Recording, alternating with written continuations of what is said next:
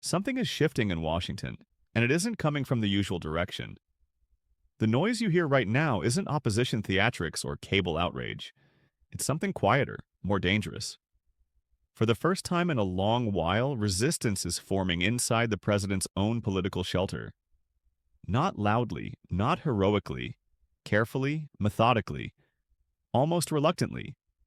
Republican lawmakers are beginning to push back against Donald Trump, not over messaging or style, but over power itself, over how far it can stretch and who, if anyone, still has the authority to pull it back. At first glance, it looks like another late-night scramble. Phones buzzing across Capitol Hill. Staffers murmuring behind closed doors. Senators refreshing feeds, rereading the same lines to make sure they're not misinterpreting what they're seeing. But this isn't panic driven by Democrats or the press. This time, the anger coming out of the White House is aimed inward. At allies, at loyalists, at people who were never supposed to say no. And that's where the real tension begins, because history shows that systems don't fracture when protesters shout outside the gates. They fracture when those inside start questioning the lock. What's unfolding now is not a personality clash or a temporary rift. It's colder than that, more structural. Republican senators are moving, some openly, others in near silence, to limit the very authority Trump believes is essential to his survival. And that matters because this isn't about a broken promise or a policy disagreement. It's about control. Unchecked control. The kind of control that doesn't tolerate friction, delay, or institutional resistance.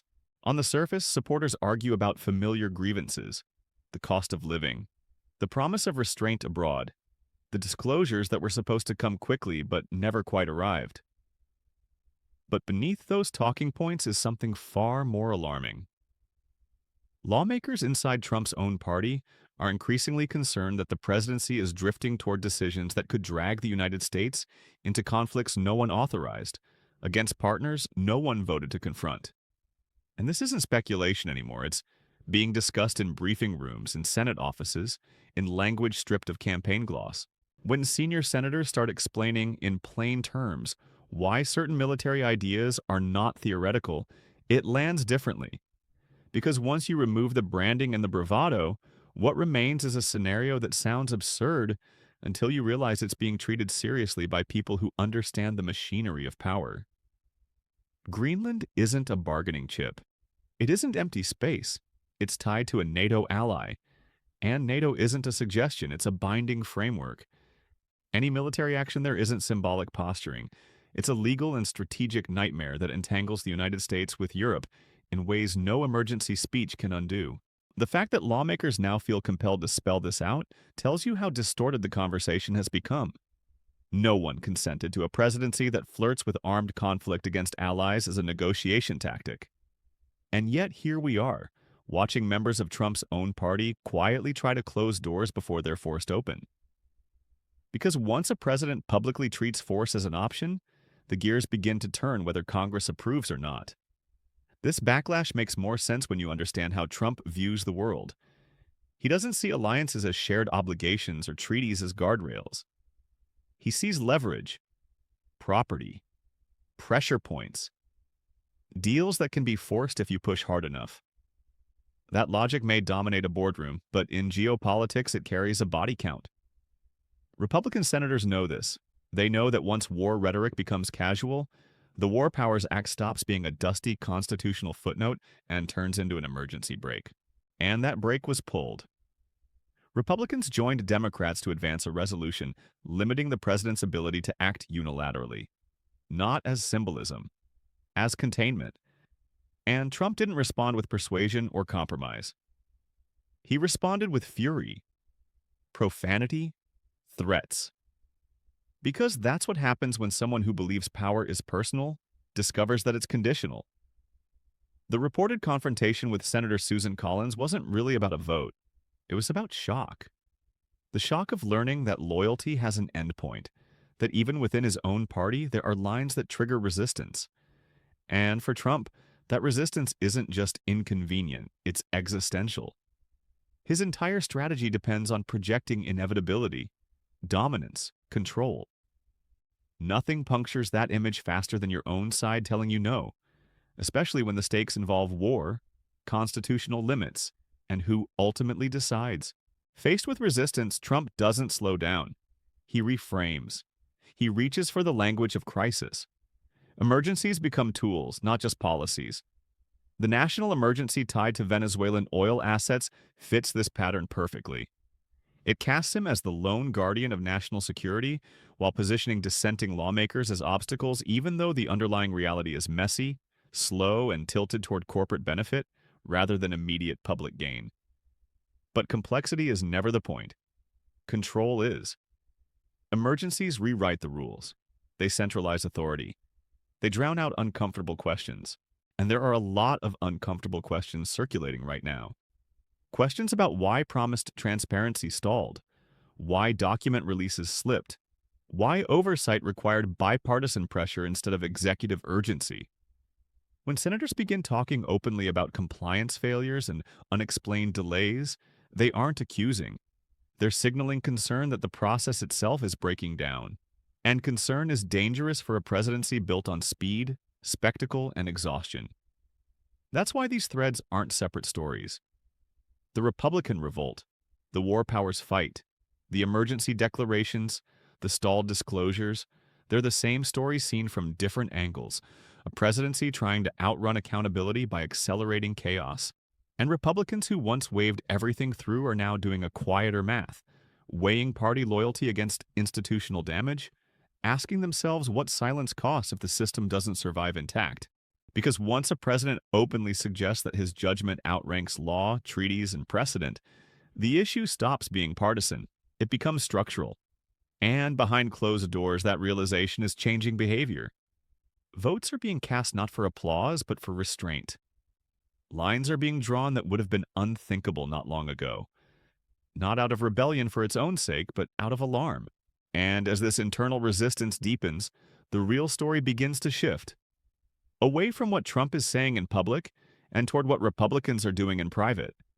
Because when the guardrails start activating from within, it means the system is under strain. And when power meets its first serious internal limits, the outcome is never clean. It pauses, it tightens, and it waits for the next move. That pause doesn't last long because once those internal limits appear, everything accelerates beneath the surface. The moment Republicans allowed the war powers resolution to advance with their votes, something irreversible happened. Not legally, but psychologically. It confirmed that this wasn't a messaging problem anymore. It was a containment problem. Senators who had spent years rationalizing impulse as strategy suddenly faced a simpler question. What happens if they don't intervene now? The fear driving this shift isn't ideological. It's procedural. Lawmakers understand that once unilateral military threats toward allied territory become normalized, Congress stops being a co-equal branch unless it forcibly reasserts itself. That fear explains why phone calls turned sharp, why private conversations hardened, why routine votes became flashpoints. Trump's reaction only intensified it. Profanity, intimidation, threats of political destruction. Not the behavior of a leader confident in his authority, but of one discovering that authority depends on consent he can no longer assume. This is where obsession with legacy starts to matter. Trump's fixation on being remembered as dominant, disruptive, historically singular has collided with an uncomfortable reality. The promises that defined his image haven't produced stability or restraint. And when the myth of no new wars cracks under escalating military rhetoric, even reliable allies inside his coalition begin to fracture. Wars aren't abstract to voters. They're costs, risks, funerals, and consequences. And no amount of branding can sell a confrontation with allies as strength. That's why emergency powers have become so central. Emergencies bypass debate. They marginalize dissent. They convert disagreement into sabotage. This tactic isn't new, and it isn't uniquely American. Leaders who feel control slipping often reach for extraordinary measures to freeze time in their favor.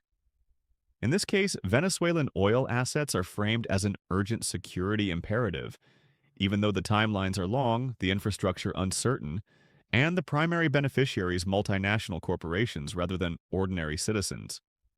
But emergencies aren't about feasibility. They're about optics, about dominance, about narrative ownership. Lawmakers see this clearly, which is why the relationship between Trump and his party has grown adversarial. He doesn't want support, he wants submission. Independence is treated as betrayal. Careers are threatened publicly while votes are needed privately. That contradiction exposes how fragile fear-based power really is. Because power that relies on intimidation eventually turns inward, forcing even loyal actors to coordinate quietly, compare notes, and decide when to draw lines that once seemed impossible to draw. What makes this moment heavier is the realization that Trump's rhetoric about law and authority is no longer symbolic. It's operational.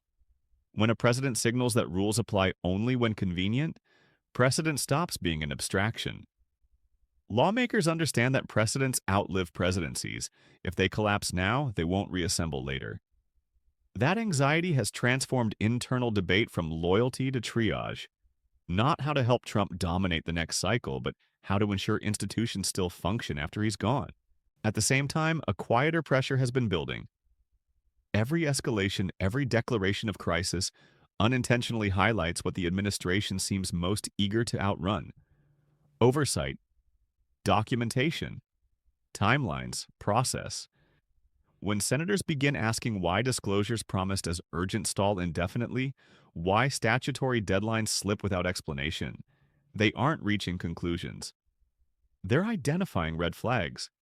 And red flags matter not because they prove wrongdoing, but because they invite scrutiny. Scrutiny is the one force a presidency built on speed and spectacle struggles to manage. Paper trails don't respond to threats. Deadlines don't care about loyalty. Inspectors general operate outside political theater, dealing in memos, records, and chains of decision-making that don't vanish with a speech. Requests for review aren't accusations. They're admissions that something in the process failed. And process failures compound pressure because they shift the issue from politics to credibility. This pattern explains Trump's constant escalation. Whenever scrutiny tightens, the narrative widens. External threats grow louder. Emergencies multiply. The subject changes. Flood the zone. Raise the stakes. Hope attention moves on. But Congress isn't an audience. It's an institution. And some lawmakers are beginning to act like it again, pressing for records, asking why certain steps weren't taken proactively, and treating transparency not as a slogan, but as an obligation. This convergence is what unsettles Republicans most. War powers challenged, emergency authority questioned, disclosure processes scrutinized, party unity fraying simultaneously. This isn't a bad week, it's a systems test, one that asks whether institutions still function when pressure comes from the top rather than the outside. Silence stops being neutral in that context. Inaction becomes consent. That realization has shifted behavior. Distance is created not out of disloyalty, but self-preservation. Oversight requests are framed as necessity, not attack. Votes are cast without applause. Because lawmakers are no longer asking how to survive the next headline. They're asking how to prevent irreversible damage to structures they still need. Trump senses this shift. That's why his rhetoric has grown sharper, more apocalyptic. Leaders who feel control slipping don't decelerate. They accelerate. They demand loyalty tests. They insist only they can prevent collapse, even as their actions generate the instability they warn against. That paradox now sits at the center of the presidency. A leader obsessed with legacy, increasingly boxed in by process. A party torn between alignment and survival. Institutions forced to decide whether they will be performative or functional when pressure peaks. The temptation is to treat all of this as another chapter in a familiar political drama, but that misses the core question. This isn't about who wins the next argument. It's about whether rules governing power remain stronger than the individuals temporarily holding it. Systems don't fail suddenly. They erode gradually, normalized, until someone finally refuses to look away. That refusal is now coming from inside. Not loudly, not cleanly, but deliberately.